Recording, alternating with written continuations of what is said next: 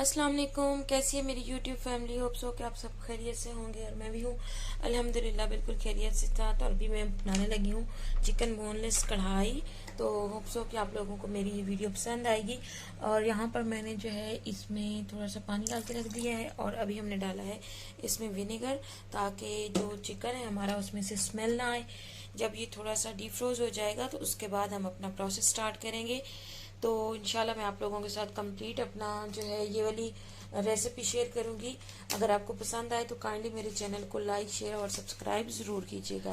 جی تو ویورز، یہاں پر میں نے چکن جو ہے وہ رکھ دیا ہے اور تھوڑا سا پانی اور ونیگر ڈال کر وہ ڈی فروز ہوگا تو ہم کچن کے تھوڑے سے باقی کے کام دیکھ لیتے ہیں. ابھی جو ہے میں کچھ چیزیں جو ہے وہ ریفل کرنے والی تھی، میں نے سوچا کہ وہ کر دوں، اور کچھ برتن دھونے والے تھے اتنے میں وہ دھو دیے ہیں. اور اس کے بعد ہم اپنی چکن کی تیاری کریں گے.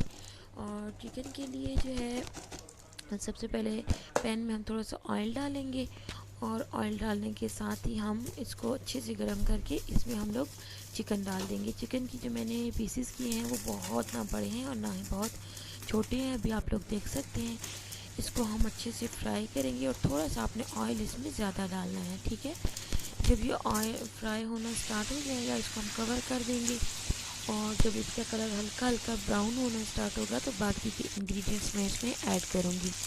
تو یہاں پر تقریباً 5 منٹ کے بعد میں نے اس میں ادرک اور لہسن کا پیسٹ اور جو ہے ثابت گرم مسالہ کا پھلکا سا ڈالا ہے، اور ساتھ ہی اب ہم ایڈ کر دیں گے ٹماٹر جو کہ سافٹ ہوتے رہیں گے کچھ دیر تک.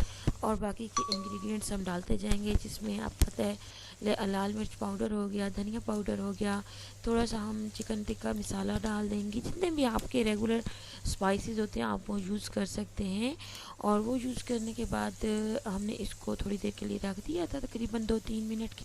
تھوڑا سا ہم اس میں لیمن ڈال دیں گے اور اس کے بعد جو ہے ہم اس میں نے تھوڑے سے آلو بھی ڈالی ہیں کیونکہ مجھے تھوڑا سا اپنی گریوی کو بڑھانا تھا. اور اب ہم اس میں ایڈ کر دیں گے دہی، ٹھیک ہے.